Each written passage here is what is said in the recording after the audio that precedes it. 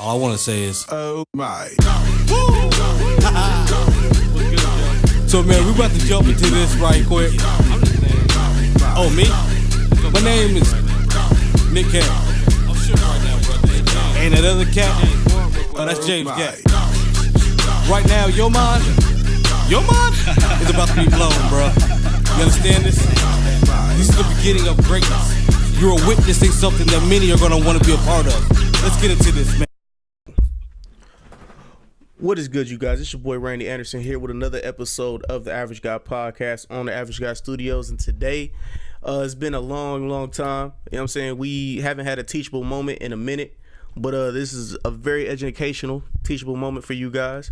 So, man, with all my co-hosts in here, Corey, go ahead and introduce yourselves. So, y'all know what it is, Corey. Lauren, you up next. Better ask your mama about me. You already know. And we got our new co-host today, man. Mark, man, what's good, man?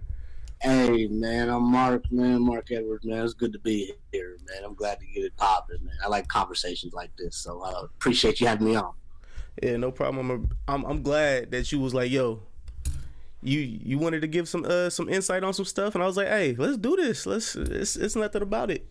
All right, so we'll be talking about real estate today, man. So with the terms of real estate, I guess not the terms of real estate, but with the terms of Nipsey Hussle passing away, you know what I'm saying, unfortunately, he opened up a very, very big discussion that should have been opened up a long time ago, but owning our own, you know what I'm saying, owning our own properties, owning our own houses, and stuff like that. So let's talk about it, man.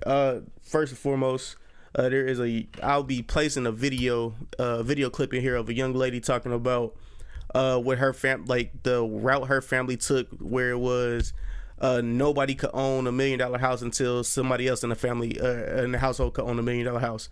So I'll place that clip in there now. But yeah, let's talk about it, guys. Single person's family. Right now, you probably have 4 family members who are literally paying about mortgage or rent $1,500. Well, this is New York, so to $2,500. I live in $1 million home.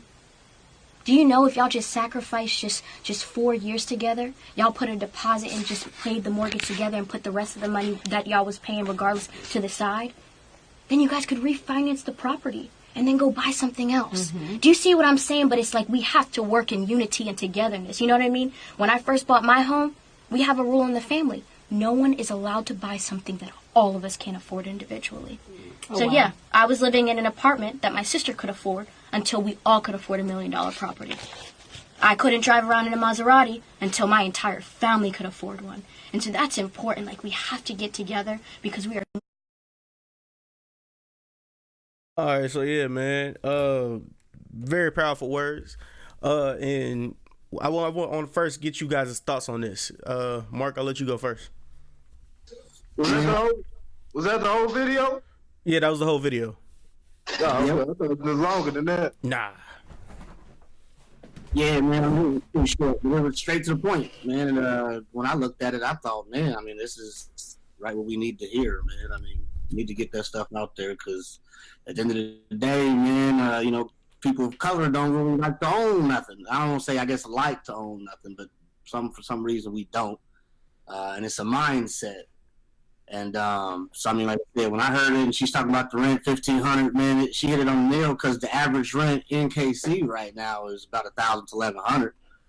And I mean, if you got a family, sometimes you got to make them sacrifices to get what you want. But when you add it up at the end of the year, that $1,100, that could all went to a mortgage. You know what I'm saying? Something you own it. So, I mean, and then when she was talking about refinance, I can explain that later, but I mean, she hit it right on the nail, man. That's one of the little strategies I'm using too. And you got to make those sacrifices, man. When I bought my house, we did the same thing. I told my kids, look, we ain't buying this and that because we saving to get us a house. You know what I mean? This is those conversations you got to have with your family at the end of the day if you want to progress and get where you want to be. All right, Lauren, you up next. Yeah, man, say out that stunning wall cover you have behind you in the background, Mr. Edwards. You like that, man? You like that? The bouquet colors, man?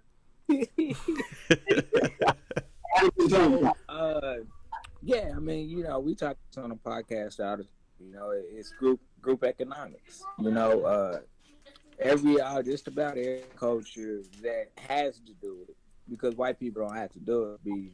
White people don't have to do group economics. They got all the resources that they need for the most part. But every other culture does it. It's black people the only culture that doesn't really have a self-discipline in group economics. We have this crab in a barrel mentality. We have, I can't trust nobody mentality. And so, economically, it hurts us. And it's really not about trust more so than it is about, if you're business savvy and, you on point, you're not going to put yourself in situations where you're working with people that aren't trustworthy, number one. And number two, that's all about the company that you keep. If you rolling around with a bunch of nobodies, well, I mean, nothing from nothing is nothing, and so I mean, if you the top dog in your crew, you might need to look for a new crew.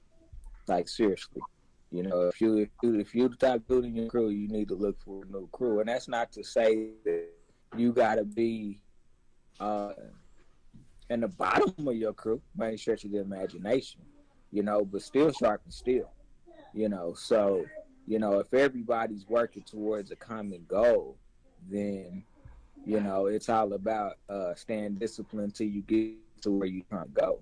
But, when you work with people that, for the better words, have an ulterior motive that is not in cahoots with what the group is trying to do, then that's where you start to create that fracture.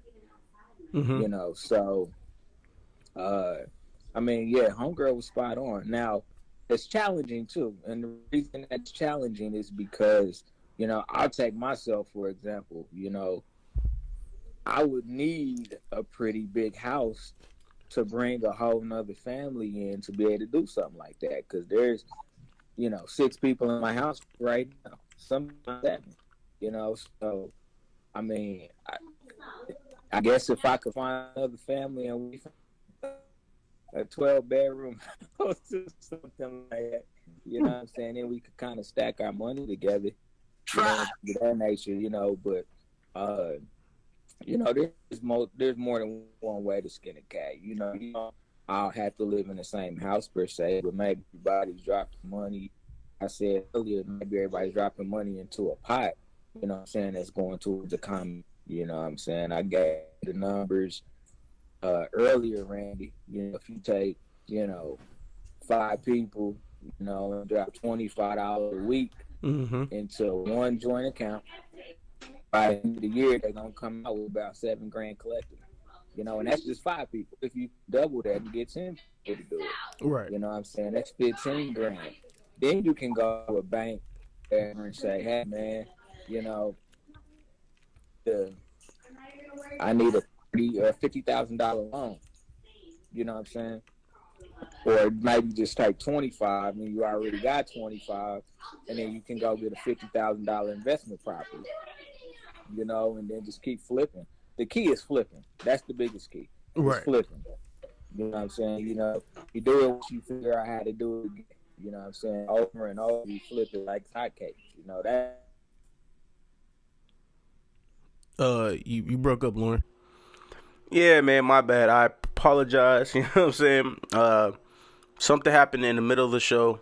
Well, not even in the middle of the show. In the early parts of the show, I think somebody hit something outside, and it kind of messed up my stuff. But the show was still great. You know what I'm saying? Here it is. Let's finish the show.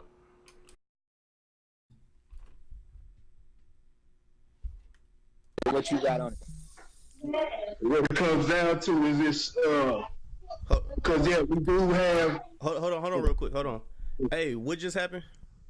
Because somebody ran into a line outside, and it just kicked me off. So what just happened? Oh no. Go ahead. No. Just continue the conversation. Did you hear anything I said? Did you get it? Yeah, I'm trying to. Yeah, I'm back now, but somebody just ran into a line, and it kind of kicked me off. So I'm trying to get a little recap real quick. Oh, okay. Well, no, I'll just piggybacking off of what Lauren was saying, man. At the end of the day, yeah, it does come down to, you know, who you surround yourself with, and mindset to me. Like I said, I'm learning myself, but I done had to cut off many people too. When I'm like, look, there's certain things I'm trying to do, and when you're on the same page or you negative, it's like I ain't got time for that. But what I was saying is, like, you know, he was talking about $25,000 or $50,000 house or whatnot, and I'm like, you can get in right now with a little bit of nothing. Like, they got down payment assistance, they got FHAs where you don't have no down payment at all. I mean, like I was telling him, it just comes down to education. I mean, we just need to educate ourselves and be like, hey, this is something I want to do, and we can do it. I mean, and like I was telling him too, if you missed it, I was like, even if you don't have the cash, if you got decent credit, you know, that might be the first place to start. Just work on your credit. You get decent credit, shoot, man, it will give you anything. You got credit. That was actually one of my questions. You can't have credit when your mom put the light bill in your name when you was 6 and you ain't know. True. That is true. That hey, is that's true. why I had to clean mine up. You know what I mean? But that's true, for real. All right, yeah, my bad, Corey. Continue what you were saying. My bad. I didn't mean to mess up the convo.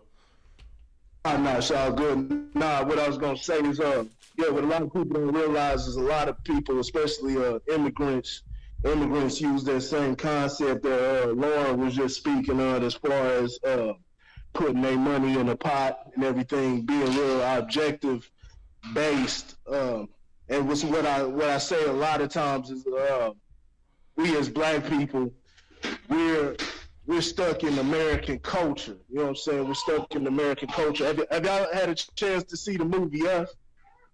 Not yet, but I know a lot about it.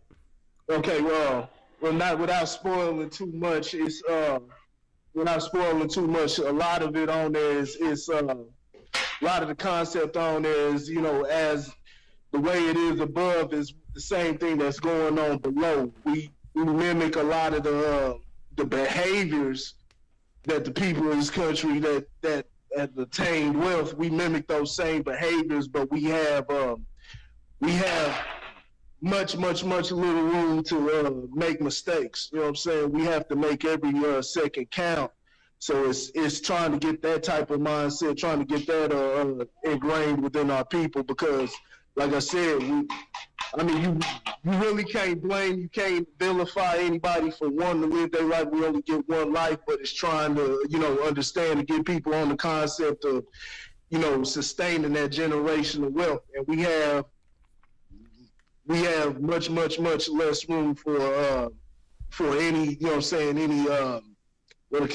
any mishaps or anything, because we're dealing with a lot on the economic level. We're far behind. We're basically at the bottom of the totem pole. I'm talking about past below Mexicans, Chinese, whoever, what they call Middle Eastern, and I'm naming nationalities, but you know, I'm just going off what we classify them as. Right. We're basically at the bottom of the totem pole, but we've been here for so long.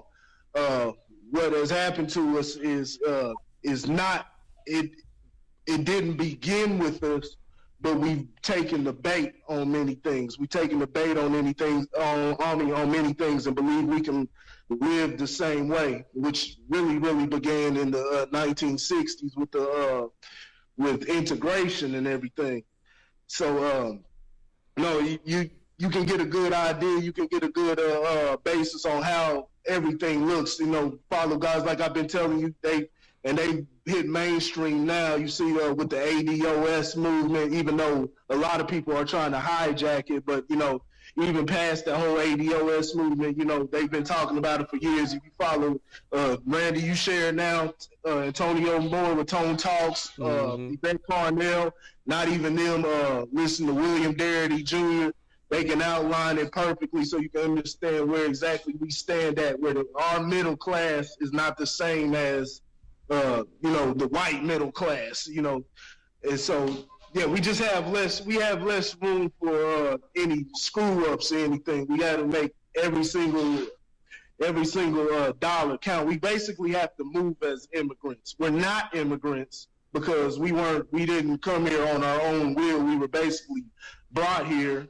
Well, some of us, and then, you know, some were already here. It's just we lost our land.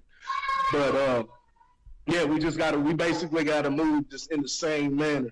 And it's just it's gonna become it's a mental thing at this point. It's a mental thing, and it's hard. It's hard as hell. You know, you see it's good.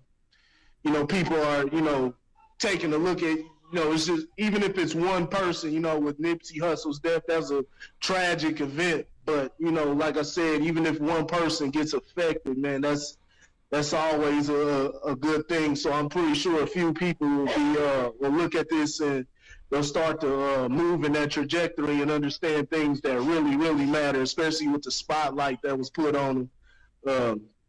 Yeah, because, you know, it's a good. It's not the death wasn't good, but but like I said, that's why, like I said on the last episode, that's why everything we do in our lifetime, every single decision we make, and everything, it matters, because, you know, when our time is called, you know what I'm saying, depending on what goes on, a lot of times, 9 times out of 10, in death we get a magnifying glass. Yeah. We get a magnifying glass put on us even more.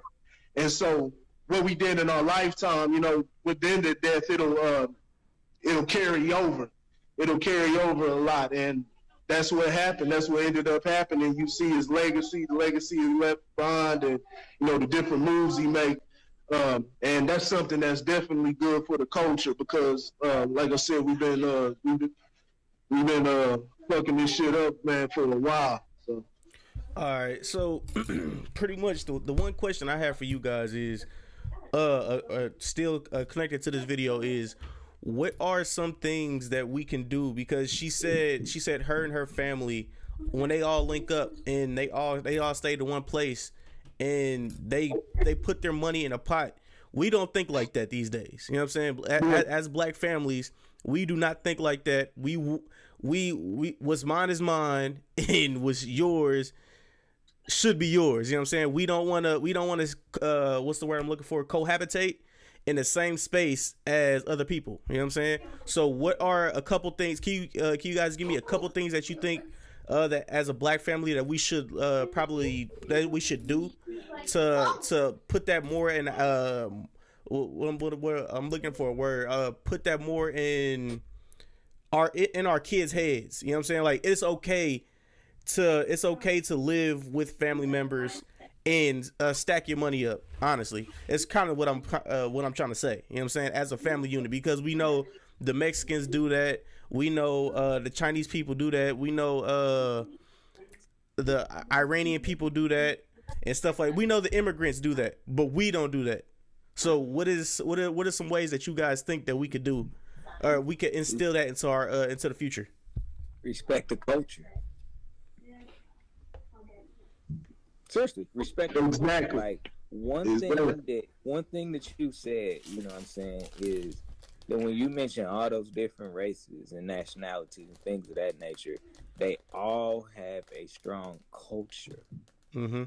We don't have a strong culture. You know what I'm saying? Like Corey said, you know, we've been Americanized in a lot of ways. You know, when you think about Asians, like, you know, they understand that, you know, I'll use this example because I have a friend that's Asian, and she kind of talked to me about this.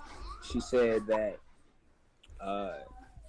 her grandparents end up doing a fair amount of the rearing, like making sure that the kids get off to school and things of that nature, maybe getting the kids off the bus, you know, because, you know, maybe mom and dad ain't coming home till 6 or 7, you know. And so the grandparents, you know what I'm saying, take over that, understanding that in order for us to keep income flowing into our family, I have to now play my part. So both parents are out working, you know what I'm saying, till 6, 7 o'clock at night, you know. So the grandparents take on a bigger role than just, you know what I'm saying, being that weekend hangout. You know, they're involved in their kids' lives, in their grandkids' lives every single day in some capacity, helping to nurture the home so that income can keep flowing in. When you talk about, and they understand who they are. Like, that's a big key. Understand who you are as a culture. Everything that I can circle back to all points back to culture. It all points back to culture when you talk about economics and understanding who I am, and who I am not as an individual, but my family lineage. I wanted to piggyback off of something Corey said at the tail end of his of what he was saying, the tail end of his dialogue, but he mentioned the word death and talked about Nipsey Hussle's death. And one thing that I don't think a lot of black people understand is that that's how a lot of families accumulate money. Somebody dies and leaves an insurance policy that is out of this world. You know what I'm saying? I'm talking about $1 million, $2 million. Like, they leave that money to their children or their grandchildren, and those are the people that ultimately build the wealth and keep it going. So you profit from death. Like, that's big. If you talk to anybody in the funeral industry, you know what I'm saying, in the burying business, they'll tell you families profit off of death.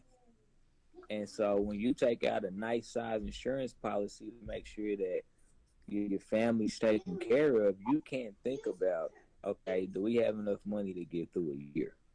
That's not enough. You got to be like, man, do we got enough? Do I have my policy enough that my family doesn't have to really worry about anything for the next decade? That's where you got to start thinking. So there's multiple ways to create wealth and generate wealth. That's just one way to do it. But it doesn't matter. Like, we're going to trace our back to culture. And black people being the only culture that doesn't really have a culture. You know what I'm saying? Like, what can I ask any three of y'all, you know what I'm saying? What can you say about your great grandparents? What can you say about them? Do you know them? You may know them by name, but you don't really know them. You don't know who they are. Go talk to an Asian. Go talk to a Hispanic person. They're going to tell you about their great grandparents, and they'll tell you they never met them before. But they have that history because the culture's so strong that they're not going to let the history die. Our history keeps dying. You know what I'm saying? We had, the pre-slavery in American history. Nobody knows about it. We still asking questions about it. You have the post-emancipation proclamation history. We don't know about it. You have the Black Wall Street. We don't know about it. Like, our history keeps getting obliterated, and we have nobody to speak any level of truth that allows us to have any pride in who we are. Okay. I'm gonna get the hell off my soapbox. Why you preaching over there? Now, piggybacking off what you said, you kind of hit it on the nail for me, Lauren, when you was talking about our culture and knowing our grandfather and things like that. But you're talking about other different ways to generate wealth. And a lot of the things you were saying is talking about, like, our history is dying. Is like I said, it comes all back to education, man. And it starts here, too, with just having these conversations. Like, how many of us on here, like, when you were sitting around a dinner table, if you sat around as a family at the dinner table, you know what I'm saying? True. And just have conversations about money or investing. Like, you know what I'm saying? These kids soak all that up. And it starts there, too. Like, how many of us even sit out at the dinner table? And I'm not going to sit here and say my family do every night, but believe me, that's something I started to where at least, 2-3 times a week, we're going to sit out at the table. You know what I mean? Other times, yeah, of course, we lounging around eating, but that's the way we grew up. That's the way we grew up. You get your plate, you're back in the room. Mm-hmm. You know what I mean? And there is no conversations had because, you just go eat and then you back to doing whatever you're doing. You know what I mean? And it starts with these conversations and, like you said, stuff that we don't know about. And you're talking about life insurance policies. I mean, how many black folks got life insurance? And if they do, what they do is they fall for the okie doke. they get them little letters in the mail from the bank talking about, yeah, we're going to give you this life insurance, blah, blah, blah. Those ain't the ones you want. What you need to do is go get them full-term life policies, and that's how a lot of these people are generating wealth too. That's people getting like 2 or 3 or 4 of these insurance policies, and what you do is the more money you put in it, you can borrow against it. It's just like a loan for yourself. I mean, like you said, that's another way to generate wealth. So I mean, it's like, yeah, having these life insurance policies, because honestly, in our culture, most of the time when people do pass, we get debt. You know what I mean? We left paying the bill and everything else. Like, we ain't getting them insurance policies, but they are. So, I mean, and they getting them at low rates. So, I mean, and that's why I said it just comes down to education and having these conversations, man. And that's why I was like, when you told me you want to be on here, I said, I'm glad. I'm cool. I'll be on here every week. Like, I mean, I just like talking about the stuff, man, and getting it out there, because I'm just trying to do that for my kids, too, because at the end of the day, man, I'm trying to leave my kids something. Like you said, you don't want to be stuck and thinking that, I got $1,000 in the bank and thinking I'm good. Like, no, like you got to start saving something, because yeah, man, you never know when something might happen. You need that emergency fund. You know what I mean? Like I said, for me, that's what it is, man. It's an education. It's a mindset. Like, we think wealth or whatever is like, okay, I'm going to buy my kids some J's or whatever. Like, okay, I'm good. Like, and it's like, ain't nothing wrong with buying your kids some J's if you can afford it. Don't get me wrong. But if you spending some money on some J's and, you know what I'm saying, your rent ain't paid, or you struggling to get rent or food on the table, then that's not a good look. Yeah. And you got to learn how to tell your kids no.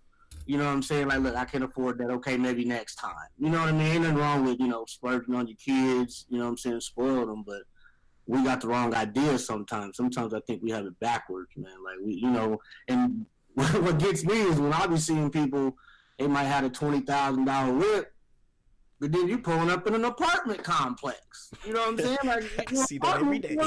Cars worth more than what you living in. Like, you know what I'm saying? How much sense does that make? Like, that's what I said. Sometimes we just got it backwards, man. I don't know. I don't want to say we ignorant, but in a way we are, you know what I'm saying? And that's why I said we just got to educate ourselves. And like I said, a lot of the times we just weren't taught that. And so, and like even for me, I had to learn on my own. You know what I'm saying? It just takes a time when you get fed up and you're like, nah, this ain't the way it's going to go. And pick up books, podcasts, YouTube. I mean, and like Lauren was saying, Black Wall Street, we don't know about it. Like, does people know what Jay Morrison's doing down there in Ohio with, his fund that he's got going on? Like, there's all types of to invest, man. I mean, and we got to get out there and search. Everything's on the internet nowadays. All you got to do is look it up. Google. And a lot of people think Black Wall Street ended when they burned it down. They still had it going. Mm-hmm. They still had it going up until the 60s, like I said, up until that integration period. Yeah, I mean, and there's ways of investing in real estate without even owning property. Yeah. I mean, like I said, there's websites that you can just go on and you can invest in, just like buying stocks. You can go out there, you put some money in it, and you're going to get a return, a dividend, what they call it. I mean, like I said, there's all types of ways. We just got to get out there and search for it. And I think we searching for the wrong things most of the time. You know what I mean? We be on World Star. You know what I'm saying? It's like, what's that going to do for you? You know what I'm saying? Like, we got to find other avenues to, spend our time. You know what I'm saying? Like I said, educate yourself so we can grow. If you ain't growing, you just stagnant. That's just me. And you say that, man, and you bring up a great point. Like, so, we be all over World Star, right? All over it, right? Who owns World Star? Right. Exactly. Who owns it? Who owns the media? Who owns the media mediums? That are putting us out.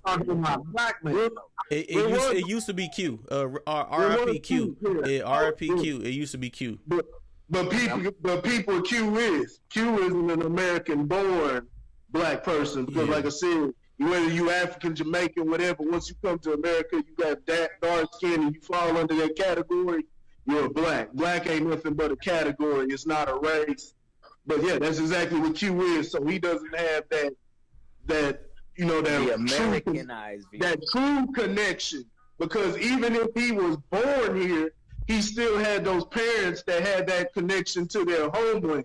So all he's gonna do, he has that grind in him, and all he's gonna do is try to is capitalize. You know what I'm saying? Capitalize off the different things, and that's exactly what he did. You know what I'm saying? And he had some, not to completely knock him down. He had some positive things and things on there, but when you it's like I said, you got to be careful on what you allow, and that's where culture comes into play. Because when you just go allowing anything, you already know. You know what I'm saying? Just like with anything in life, with food or just anything, usually the things that are worse for you, they taste the best, they look the best, they're more enticing and things like that. And so you got to you have that responsibility. You know what I'm saying? It's like I was talking about with country, with country music, and them not allowing the little Nas X dude. And, you know what I'm saying? It's funny enough, but you see how they was like, nah, we ain't having that. And they may allow it. They may allow it eventually. I know they put Billy Ray Cyrus on the song. They may allow it eventually, but they not making it that easy for you to just label this as, hey, this is country. It sounds like a parody. So they being real careful with how they move, and we got to do that within every aspect of life. Another thing is, y'all were talking about death and death and inheriting things and education. One thing that people got to understand is, and this is what I was saying even before, this is why that Nipsey Hussle thing hit home a lot. You know what I'm saying? Because I've been saying it a lot of times. When you dealing, if you really want to heal our people, now you get who you can, but if you really want to heal your people, you better be prepared to die. You better be prepared. You better not. Don't be prepared, but don't be scared to die. Yeah. I don't even want to say scared, because there's going to be a certain type of awareness, a certain type of fear. So like when you watch that what's that movie? Was it Red Tails with the Tuskegee Airmen? Mm-hmm. They say, "Aren't you scared every time? Weren't you scared when you do this?" He said, "Every time." But they go out there and get the job done. But you got to have that. You got to move. You know what I'm saying? With that. You got to understand how the universe works. You know what I'm saying? We got to get to know God, and you got to move fearlessly, because there's a lot of people, especially the powers that be, don't want you to get hold of this information and rise up, because they've shown that over and over again. They try to kick you down every time you rise up. They kill your leaders. You know what I'm saying? Every time, when they not even on the violent stuff or anything like that. But not only that, but your own people don't want that to happen because of the situation that we're in. You're stopping their money. You know what I'm saying? And that was just a theory. I'm not saying that's what happened in this Nipsey Hussle. But if you asked me to put my money on what could have happened, that was a theory that I had. That, maybe that his own people put out of here, because he's talking about meeting with the LAPD and different things like that. And that's something that I've said for years, you know what I'm saying, at this point. Your own people don't want to hear that shit, because it's slowing down their lifestyle and what they've been trained from since birth. You know what I'm saying? This shit starts little. Just think about when you were, I don't know what school y'all went to, but you know what I'm saying, schools, elementary schools, you know what I'm saying, I went to as a child, you know what I'm saying, dealing with my people, you know what I'm saying, the kids, you know what I'm saying. Think about how the conversations we had, you know what I'm saying, and how we dealt with each other, you know what I'm saying. I'm not going to lie. A lot of that shit where, you'll find that shit within children, a lot of shit that we talk about and the level that is not done at that level. We doing some shit. We're poisoning each other as black folks from an early age. And so that shit is sticking with us.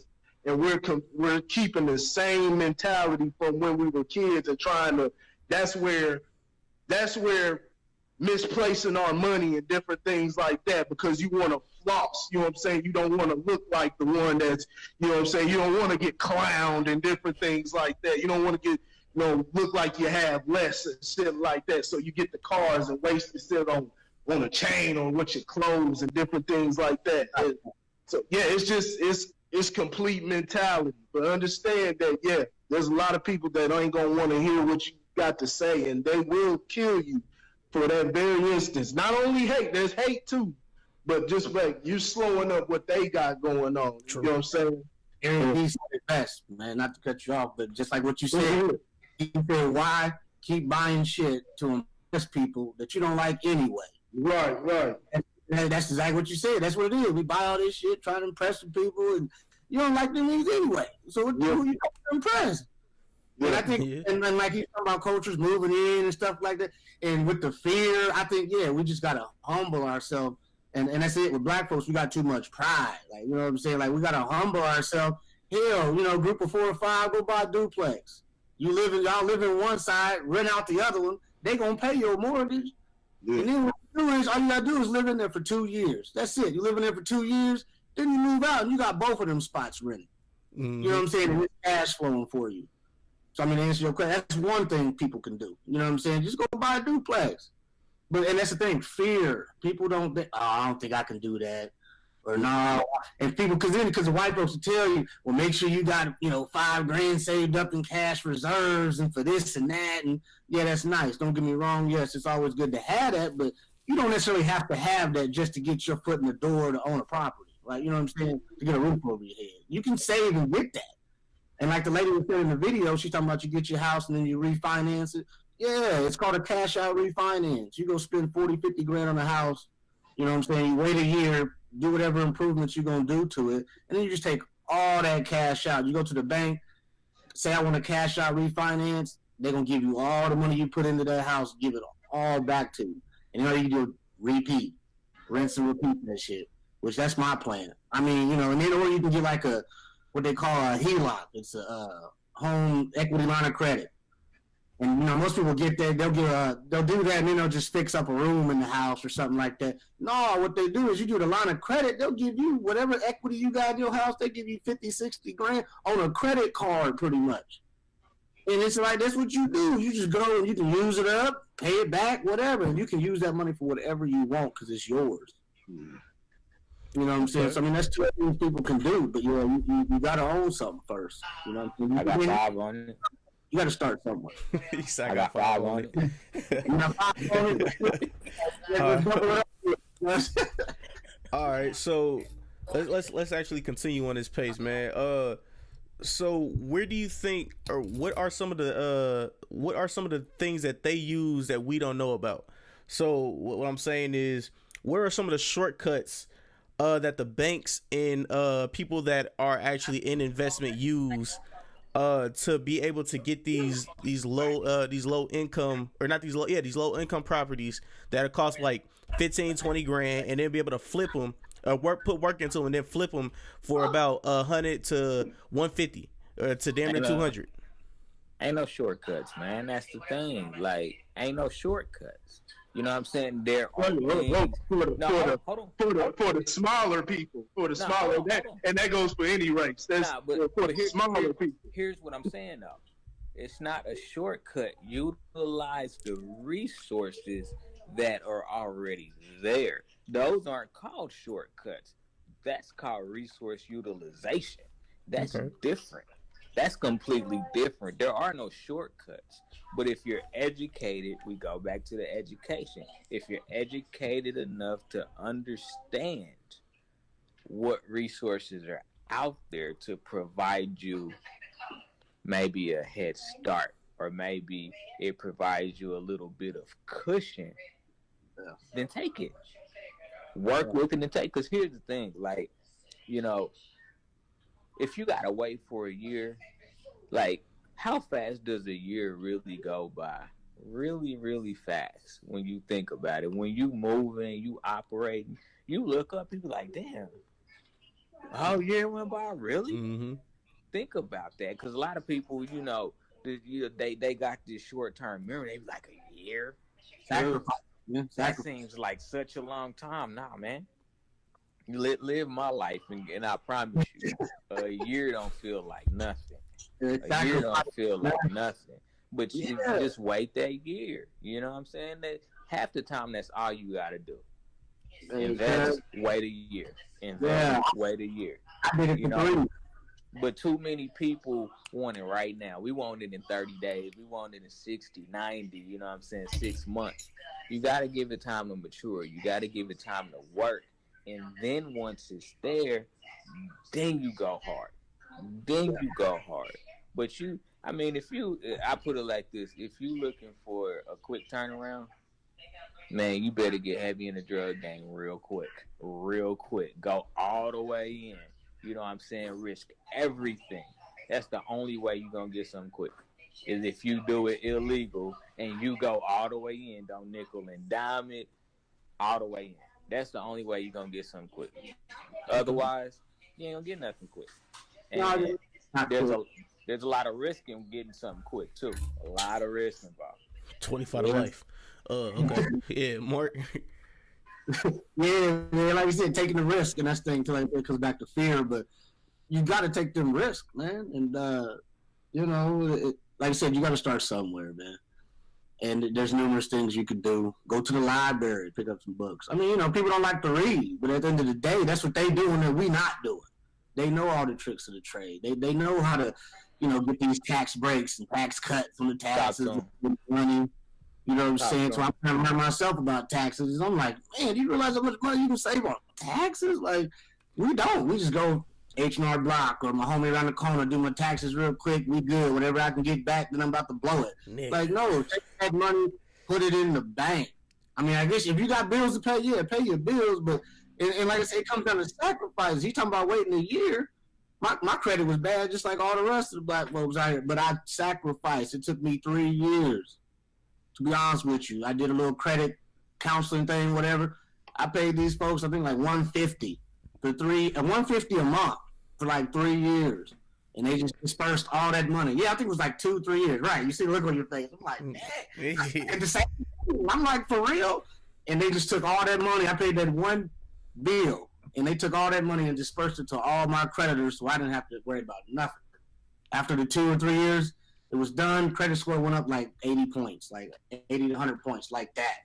You know what I'm saying? It's like we got to start somewhere, and it takes making them sacrifices, man. Every now and then you got to take them sacrifices. But we do live in that instant gratification world where, everything's quick. And so, yeah, everybody wants it quick in 30 days and, all this stuff. And it's like, no, like you said, it does start from the ground up, man. I've been investing for 1.5 years, and, I ain't nowhere near where I want to be. And, it does take time. But to answer your question, there is some few tricks of the trades that you can do out there, because these people are buying property sometimes with no money. Exactly. Yeah, and there's a thing right now, which is what I do. It's called wholesaling, which actually is getting so popular now. Some of these markets is getting oversaturated to where I don't even have to buy the house. All you do is talk to these for sale by owners or somebody you think that might need to sell, or these vacant houses. You know what I'm saying? You get their information. And this is what I do. I'm going to tell you right now. You get their information, call them, mail them, however you contact them, get in front of these folks and say, look, I can help you. Like if they're behind on their taxes or whatever, look, I'll help you. Get them to sign a contract, a purchase and sales agreement for a certain amount of money, but it's got to be low. It's going to be low because most of them vacant or whatever, or they behind on taxes. So you just hit them up and say, look, I'll take care of this.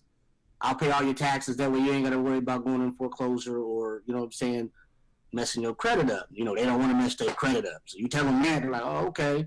And then sign a contract, and all you do is you take that contract and sell it to the rich folks that's buying all these properties. And you just like the middleman. So, that's what I do. I wholesale. So you're going to get what you do is you get the difference. So say you get a house under contract for $150, say it needs $20,000 worth of work or whatever. You go ahead, or if the ARV, the after value, once it's worth, once it's fixed up, say it's like $200. You put $10,000-15,000 into it. You know what I'm saying? They're gonna make some money off of it. So these people are buying these properties up at a discount, and they're willing to pay you for that. And so what you do is say I get it for $150, I can go ahead and turn around and people's doing it for like $160, and they getting the difference. So you getting 10 stacks, but you gotta wait. All you do is wait till it closes. Title company sends you a check. You go, or they give you a call. You go pick up your check. Most of them on average is like $2,500, $3,000. But there's some people out here getting 10, 15. I've seen people getting 25, 30 grand wholesale. And that's all these people. If y'all don't know, that's the ones where I know y'all driving around. Y'all see all them we buy houses, all these popping up. That's what they doing. They just taking these contracts and flipping them without even touching the property or owning them. But it does take a lot of work. And I mean, people just don't want to put in that work. But I mean, you put in the education, you go Google wholesale, YouTube, and you're going to find tons of videos on it that's going to tell you exactly how to do it. But you got to hustle. You know what I'm saying? That's what I'm doing, trying to build up equity and stuff so I can start buying, you know. I want to be the dude that's buying the property. I mean, at the end of the day, that's what you want to be. Yeah. You want to be the one buying all these properties, you know what I'm saying? But hell, you want to take $3,000 and it's going to take 2 weeks? You know what I'm saying? And these properties close. Sometimes they close in 3 to 5 days. And it's like you getting $3,000 for something you probably did 10 hours worth of work or something like that, you know what I'm saying? And you're getting it in 2 weeks. That's more than some people make a month. You know what I'm saying? It's like, but people don't want to put in the work. And I've been working, and I've only had 1 or 2 deals. I've been at it for a year. So it takes time. You know what I'm saying? It takes time. And not every contract goes through either. You know, sellers back out. I mean, things happen, but you got to stay on the grind and, you know, stay consistent and just hustle. I mean, but that's one way people can flip them houses, man. There's a website called KC Land Bank.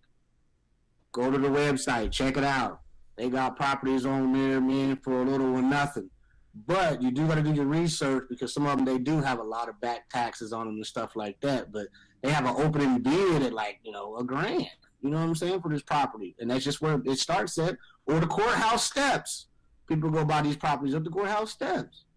And sometimes you might have to title and pay a little money for it, but you know what I'm saying, if you do your research, you know what I'm saying, and you're going to fail. You might buy something that might not work, but because you're going to fail. That's part of the process. Like, people fail and they give up. So it's like, you know, you got to stick at it, man, because at the end of the day, you know what I'm saying, when that return comes back, you know what I'm saying, then it's all worth it. What's it called again? KC Land Bank? Yep, KC Land Bank. Okay. Yeah, I'm telling you, they got all them vacant houses and stuff that be on there, man. I'm telling you. Remember, just like a year ago, they were selling houses for $1. They was all on KC. Yeah, and they was just sitting there. Wasn't nobody touching them. And a lot of them, you know, they condemned and dangerous properties. But at the end of the day, even if you say you buy a house for 2 stacks and, okay, maybe it gets tore down or if you got to tear it down or whatever, land don't depreciate. You own the land that's underneath it. You know what I'm saying? And land does not depreciate at all. At the end of the day, I mean, yeah, you might have to pay some taxes on it if you're holding on to it. At the end of the day, somebody going to come buy that land. Somebody going to want it. It might even be the neighbor that's just like, okay, I want to put a garage on there. You know what I'm saying? Somebody going to buy that land if you're patient enough to hold on to it. And then some people, they just lease it out, like rent to own too. I've seen people doing that. Like, okay, give me 2 stacks and then give me, you know, $150 a month until, you know, this $6,000 is paid off or whatever. That's money in your pocket every month. You know what I'm saying? Like, so yeah, people's buying lots. I mean, so yeah, empty lots, man, it's money. It's money to be made out here. You just got to get active and get it. I mean, yeah, KC Land Bank, man, go ahead and check it out, man. They got all types of stuff on there for the low. But like I said, you just got to do your research, go to the county website, look up the address. Sometimes you see what the taxes is that they do owe on it. That way you know what you're buying before you go in there. You know what I'm saying? That's how you was able to get those stunning wild colors behind you. Right? I see. All right. So, quick question. Like, all right. So, what is the minimum that you could come in with? Like, if all right, let's say your credit's not that good, but you got $2-3 grand. Let's say what is the bad credit score? Under 500 or something like that? Anything, yeah, about under 500, yeah. Okay, let's say you got a bad credit score is anything under 6. Nah, but you can get a house at 560, 580 though. So how's that bad? Ooh. You can get a house at 580. I got a mortgage. He'll give you a house at 580, and that's. And you're right though. That's a little bit below average, and you still can get a house. That's what I'm saying. People don't know that they don't educate themselves like. Because they'll tell you, people be like, oh, I need 620. Because mostly on average, everybody want at least 620 and up. Yeah. But there's lenders out there giving to you get it for 560, 580. Like, yeah. Shit. I'm telling you, like, yeah. And that's below average credit. That is below average credit. Bad credit is better than no credit. That's true. Hey, true. Y'all said, see, damn, that just fucked me up a little bit. Y'all said around 6, you said 680 is where people want to be? You said 680? Yeah, 50, 680, that's where you really want to be. Yeah, 700, 800. You at 7, you good. But yeah. Randy, Randy got smart people though. Ask him. Don't ask him because he probably don't even know.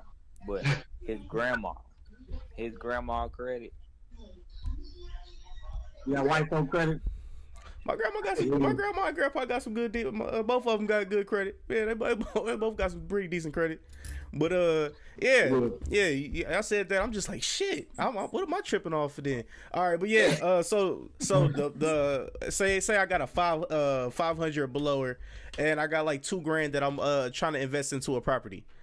Would that be able to get me anything? Possibly. Possible. It just depends. Yeah, they got rent-to-owns out here too. There's investors out here to do rent-to-own. Most of the time they want like 5, but you might find one that might take 3. Right. And what it is though, you just got to make sure you make your payments because it's a trick to it. What they do is you do rent-to-own or lease-to-own. And I'm gonna tell you the trick. You do it's a double payday. What they do is I'm gonna get this $3-4 down, and then you're gonna pay me rent too on top of it. So you get the $3,000. That's the first payment. Then after that, you're gonna pay me rent. And say it's like a 5-year term or whatever on the lease. So then by that 5-year term, you got the option to buy it if your credit's good enough. And then if their credit ain't good enough, they can't buy it, or they start missing payments, they evict you, then they gonna do it all over again to the next person. Right. Oh, $3-4 down. Here's the rent money. You know what I'm saying? It's a cycle. But if you pay and get your credit straight, you can do rent-to-owns too. You know what I'm saying? You put your little $3-4 down and then get in. And that's what a lot of people do that don't have the credit. They might have the cash, but their credit's terrible. And that's what they do. They're like, I got 10 racks, so I put the 10 down or 5 down, and I'll still get me a property. Like, there's people that do that too. Or, say if you got $2,000 and you're just trying to invest it, not necessarily live in it. There's just a couple websites you can go in to invest, you know what I'm saying, that they got. And it's called, they got crowdfunding or whatever. Like, you just put your money in, like I said, and then how much ever you put in, they give you that percentage back or whatever, once ever they flip or whatever. There's a few websites out there, man. Okay.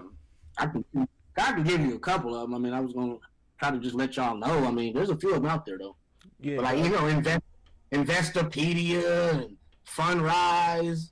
There's a couple of them out there. Like I said, if you want to keep it with the black folks, like I said, Jay Morrison got a nice one out there, man. That, you can invest out there. I think it's out in Ohio. Yeah, I heard of him. Yeah. Yeah, Jay Morgan, and he was off the street. And he's smart. That nigga was telling though, just hustle. And he just took his money and was like, nah. And he just educated himself. Now this dude making money hand over fist. You know what I'm saying? And that's what I'm saying, using other people's money. Because he put up the website, he got everybody putting all this money in, and he's buying the properties, and he's just giving these people their dividends. Right. You know. And so there's a bunch of websites out there, man. We like I said, we just need to take the time to research that stuff, man. All right, that's a beautiful thing. All right, so Corey, if you got anything, I actually got something else. I just gotta pull it up real quick. But if you got anything, or if you have anything, Mark, that you want to ask us, go ahead and shoot it now. Oh man, like I said, I just wanted to ask, if everybody owned their house, man, and like, what are they trying to do to get it? You know what I'm saying? I think everybody on here own their house. Y'all own y'all spot? Shit, I wish.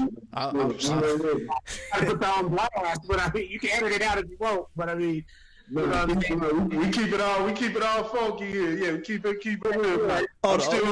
The only thing that's gonna get edited out is my credit score. You know what I'm saying? I don't want nobody knowing that. But that's about it. It can't be worse than mine, man. I'm in the process of building mine right now. Oh no, mine's. You know what I'm saying? I was stunned. I ain't even gonna tell you mine. So you ain't gotta hear mine. I ain't even gonna tell you what mine is, dog. I got some work. Hey, but you can get it, bro. I'm telling you, can get it, bro. Man. Yeah. We're gonna get it together. Yeah. No, it's nothing, man. But yeah, you can go. I think it's a website too called Buy Back the Block, something like that too. I think that's black folks. Okay. You know what I'm saying? You want to keep your money black, but yeah, I think it's Buy Back the Block, and then it's like Blacker Pockets too. Blacker Pockets, okay, I like that. Yeah, and that's what they do too. They both invest in sites. I think both of them do real estate. So there's a couple other websites you can go to too, man, just to get a little knowledge on it. But Yeah, man, for real, work on that credit, man. It's nothing. You just be patient, man. It'll get there. I mean, shoot, like I said, mine's only like 680 or something like that. Yeah. Hey, I'm just gonna tell y'all doing good compared to me, man. My problem is I haven't really I accumulated some debt early. You know what I'm saying? I've been out the house since I was about 17.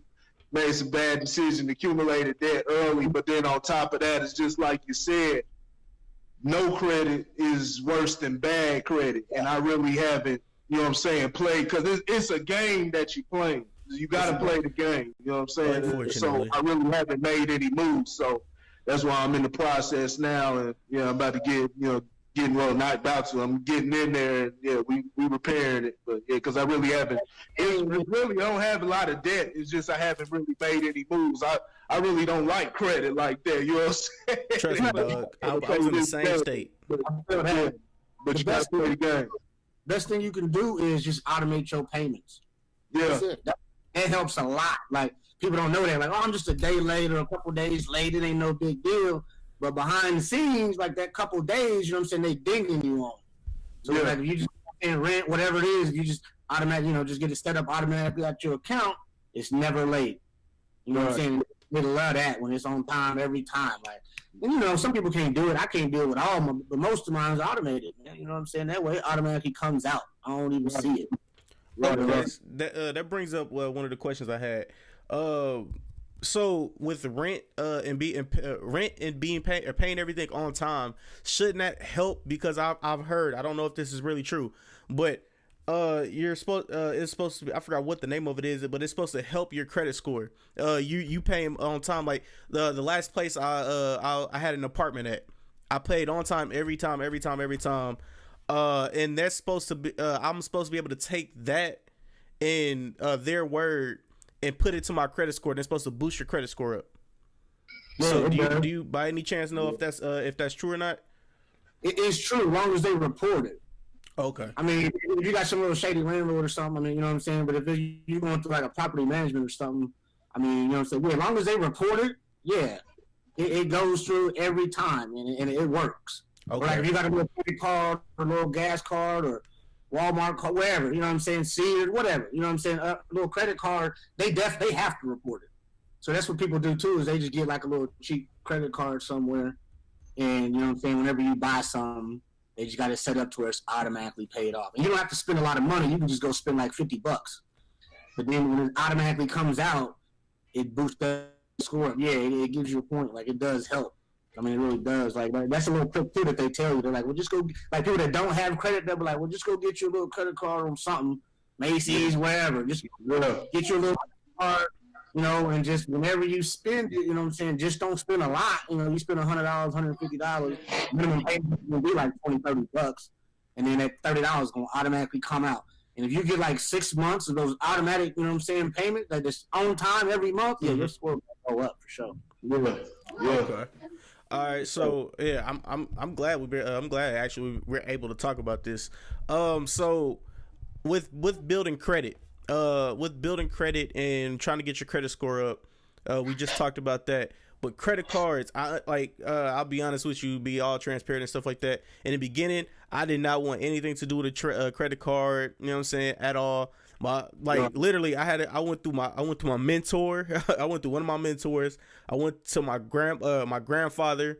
I went to my mom. I went to my stepdad, and I went to somebody else on the outside. And I was like, yo, I really don't want a credit card. You know what I'm saying? Because honestly, the way that I am, if I have the money, boom, I'm paying for it, so I ain't got to worry about that shit at all. You know what I'm saying?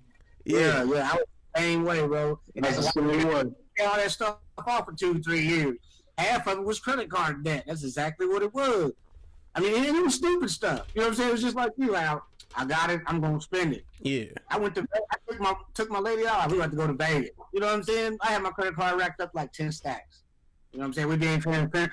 Most of that was going straight to that credit card. You know what I'm saying? Because I went down there and splurged. Yeah. Stupid stuff. You know what I'm saying? Just going out. I mean, I had a good time. Don't get me wrong, but you're looking at that receipt, and you're like, oh, man, like, I spent that much money. Yeah, you like, I mean, and it hurt. For, I mean, I ain't lying. I didn't spend all 10 down there in Vegas. Yeah. Wrong.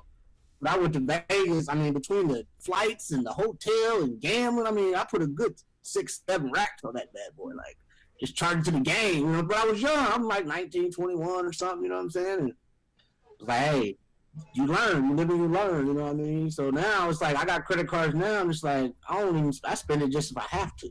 I mean, That's me now.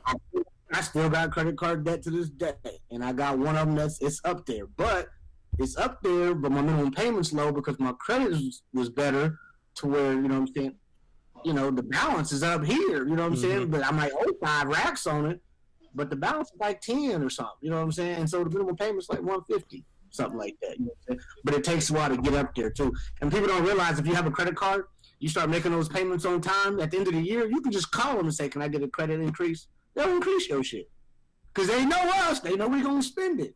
Right. And then when you get that credit increase, that helps your credit too, because it shows you got a bunch of credit that you're not using. So say if you got like a $5,000 credit card, you know, that's the balance, or whatever, not the balance, but that's what, you know, that you can borrow off of, right? And say you only got $1,500 that you done spent. Well, you got, you know, $4,000 or $3,500 sitting there. Yeah. It's unused credit. And so they look at that like, okay, well, this dude's good with his money because he got all his credit. He ain't spending it. So they're like, he's smart about it. You know what I'm saying? Because, yeah, most people, if I got $5,000, I'm going to spend all $5,000. You know what I'm saying? And I'll just pay it back. Yeah. So, it's called like credit utilization or something like that. Okay. So it's good, too, if you got a credit card that's got a balance and you don't owe nothing on it. It looks good because they're like, well, he got credit that he didn't even use. That boosts you up, too. But they keeping on the credit. They do use that against you though. If you have credit cards and you don't pay or you don't really use any money or you don't really use any of the money on it, if you have a zero balance, they still charge you that 8 to 10 or whatever the interest is. They still charge you. So it's pretty much an incentive for you to use a credit card. Yeah, and you also got to get the ones that got no annual fee too, because you got the ones too where it's like $100 a year. You might not even use it, you still have to pay that $100. Right. You know? Like all mine, I made sure mine like no annual fee, and that way, yeah, if you don't use it, you ain't paying for it. But yeah, you might have a little interest payment, you know what I'm saying, something like that, like what you said. And yeah, and if you got a credit card and you don't use it at all, like yeah, sometimes that can hurt you too. That's why I said just use it a little. You know what I'm saying? Because, yeah, if you don't use it at all, sometimes they might ding you. I'm telling you, man, they got these tricks of the trade. You're like, what in the hell? Like damn, I'm spending money on my card, now I'm getting penalized for that, too? Like, oh, I know. It's a game they play, man. It's the game, man. That's how they get you. Yeah, they hit me. They tried to hit me sometime last year, and I was like, you know what? I'm just about to use it on this. I'm about to go on a trip real quick. I'm just use this card so they can't say nothing. Because I was getting notifications like, did you lose your card? You're not using your card. Is there something? Is there a problem? I'm like, oh my god. They mad. They mad because they ain't getting no money on us. They're like, oh, what's going on with this cat here? Right. And yeah, what you do is don't close your credit card either, too. Like I learned that the hard way. Yeah, buddy, don't close them. Keep them open. Because once you close it, that's a ding on you too. Or don't let them. Or put it this way: don't let them close it on you. Put it that way. Okay. I had my Bank of America, and that's what happened was, and this would make it so bad. I made all them payments, paid them. As soon as I paid them, they closed that bitch. And I'm like, damn, I was about ready to be open for shop again. I'm like, hold on, I just paid you all the money I was owed. Now I got to close my account. Like, yeah, they closed my account, and it hurt me too.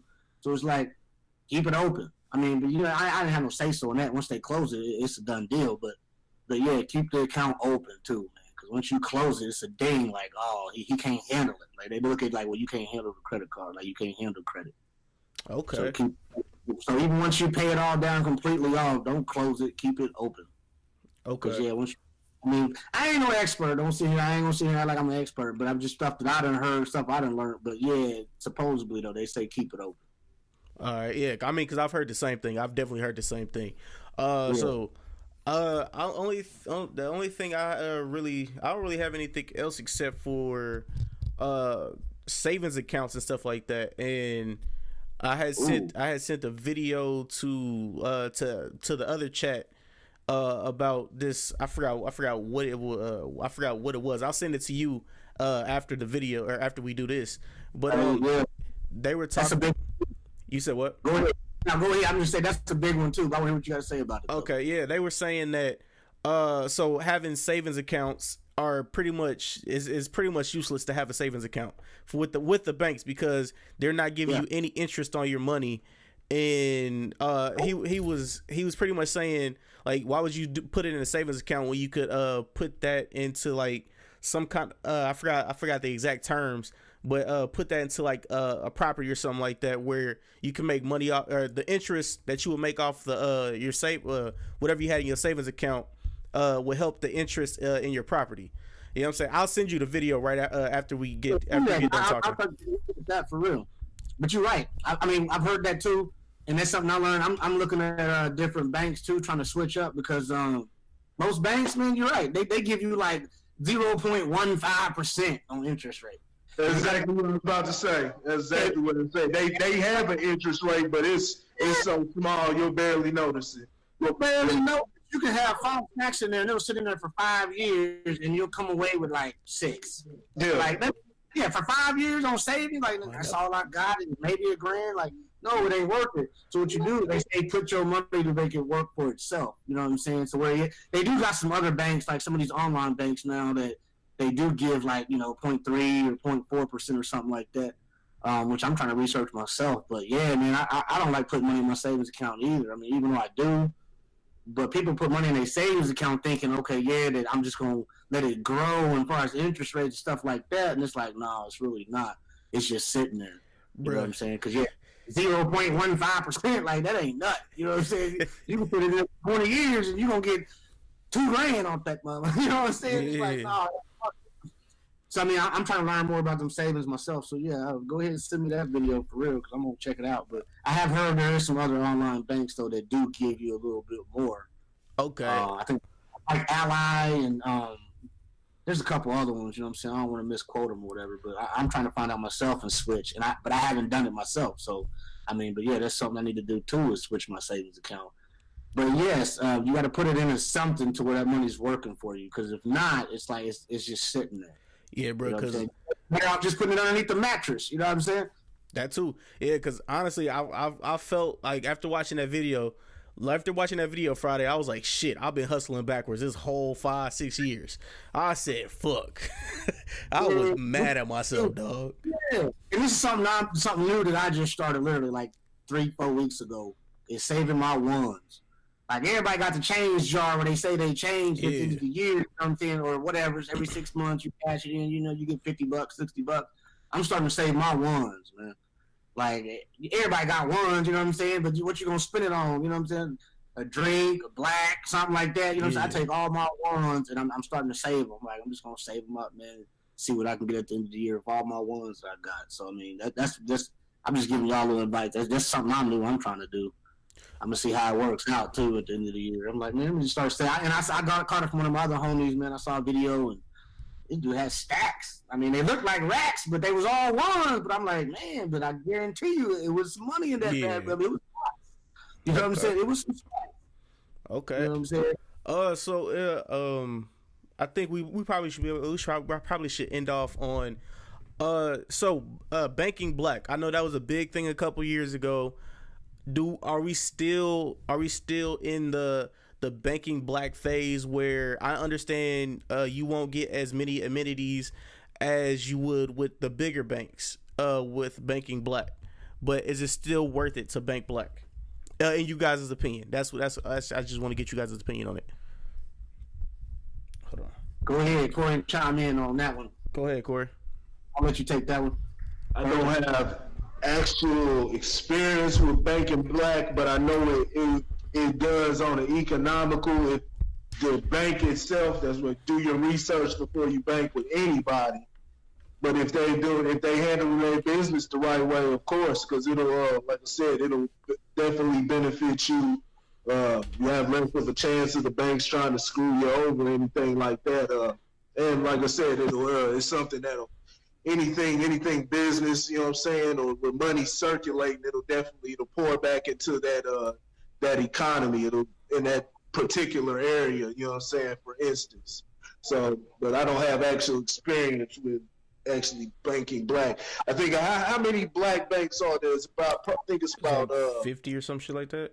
Is it 50? Oh, that's higher than what I thought it was. I know it's a few.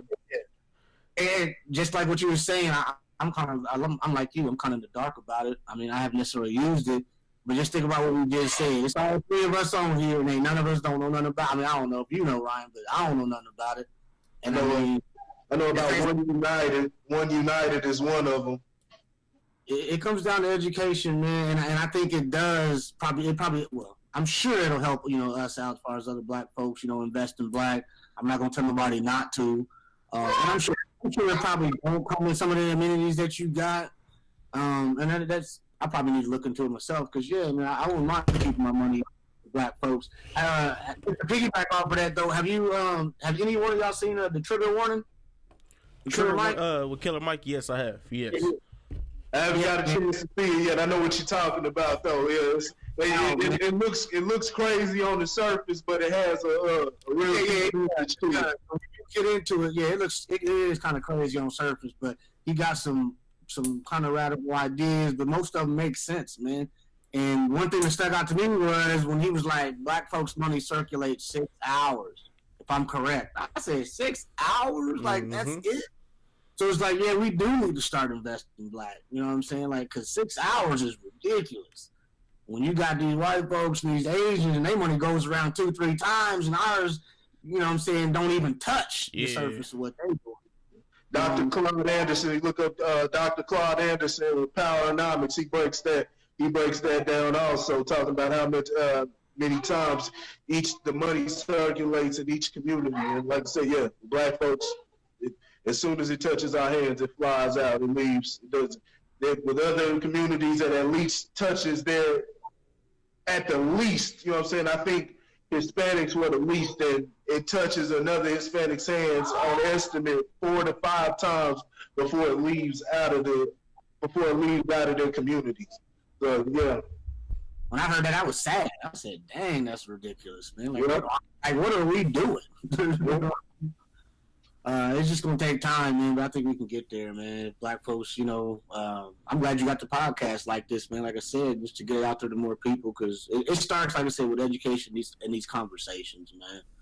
And the big thing from everybody that I didn't follow, all the I guess mentors or motivational speakers, whatever you want to call them, the main thing that I see or hear from all of them is mindset, man. It's like we just got to get that mindset that we can do better than what we're doing. Yeah. You know what I mean? We can. You know what I'm saying? And it all starts with mindset, man. And like I said, I ain't perfect. I ain't rich. You know what I'm saying? I'm just like y'all trying to get it.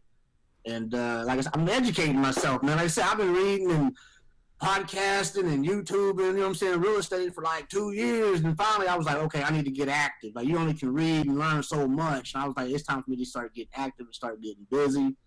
And I mean, now I'm actually in real estate I'm in a class trying to get my license. So I should have my license here within the next month. So I mean, I was like, I gotta keep going. You know what I'm saying? And I started getting these doors slammed in my face, and it's like, most people are shut down. I'm like, no, like, okay, I just take it as a learning lesson. I'm like, okay, I gotta keep going. Like, there's stuff I need to learn. So I was like, let me take this class, get my license, and then really learn a little bit what they learning. You know what I'm saying? Because some people get their license and they don't even use it as far as like selling houses. Like some of these flippers and wholesalers, some of them have their license just to learn, and some of them got their license so they can see what's actually on, like, the MLS is what they call it, the master listing service or whatever. That's where you can go look and see everything that's listed. And then you can go find those cheap houses too that's listed for like 30 or 40 grand. And I mean, like I said, I'm just learning, man, and educating myself. So yeah, when y'all ready to buy a house, holler at me.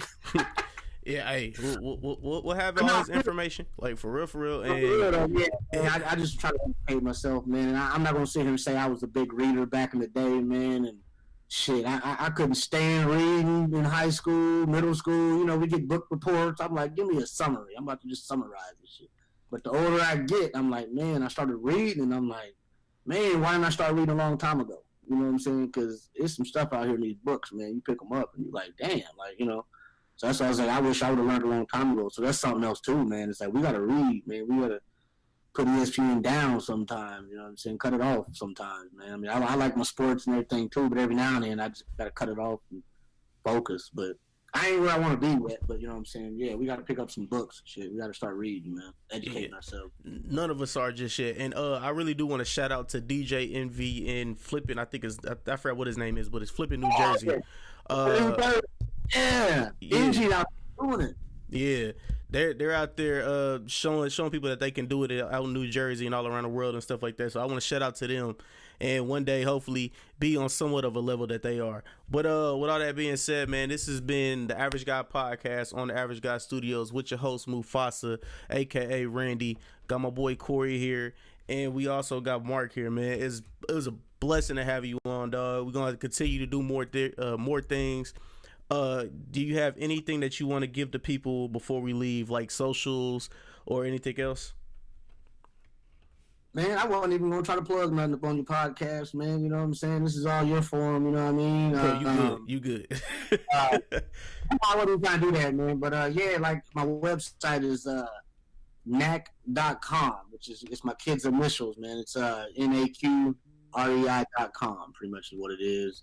You can go check it out. Pretty much what it is just, like I said, wholesaling. If anybody got some distressed properties that they trying to sell, get rid of, or behind on taxes or anything like that, man, you can go to the website.